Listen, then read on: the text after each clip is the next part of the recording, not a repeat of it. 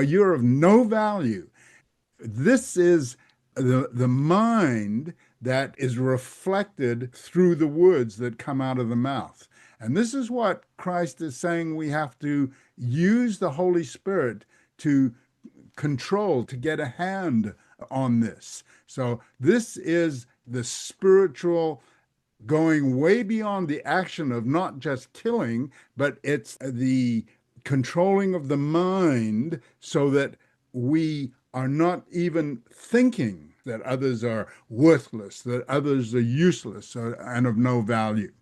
And he goes on here in verse 23.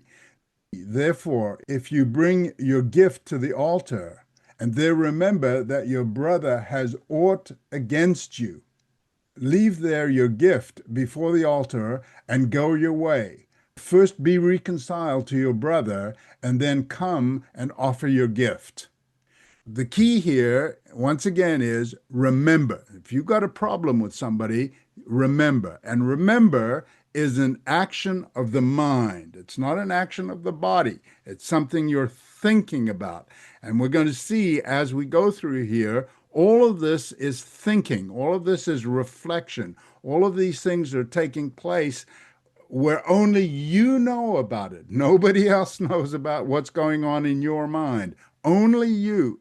And that's where the Holy Spirit works, as we're going to see here. The Holy Spirit works in your mind, and the thoughts of sin originate in the mind. So if you have aught against somebody, whatever it might be, notice the opposite of this in verse 24, first be reconciled. So there's the intended meaning of the Ten Commandments, is to be reconciled rather than having negative thoughts or killing thoughts against somebody. And of course, to be reconciled is the equivalent of to love your neighbor. That is what it means. Now, love your neighbor doesn't mean you have to go and pat them and say nice words to them. Here, in this case, it simply means to be reconciled, be at peace with this individual.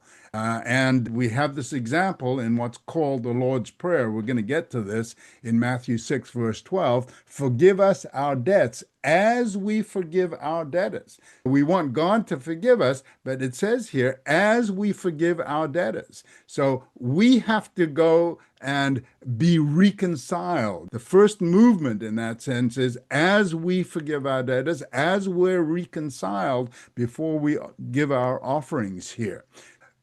Part of what it is to be Christian. In this way, this is the way to serve at the altar. This is the Christian life that we are to be putting into practice. And then it goes on here in verse 25. Agree with your adversary quickly while you are in the way with him, lest at any time the adversary deliver you to the judge, and the judge deliver you to the officer, and you be cast into prison. Verily I say unto you, you shall by no means come out thence till you have paid the uttermost farthing. So once again, we have these 2 points here. Adversary and agree in verse 25 and 26, in the way, rather than having this adverse situation, figure something out. And once again, he's saying here, think.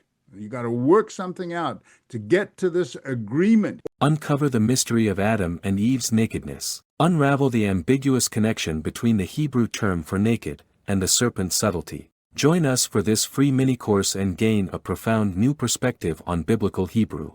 TheExplanation.com/naked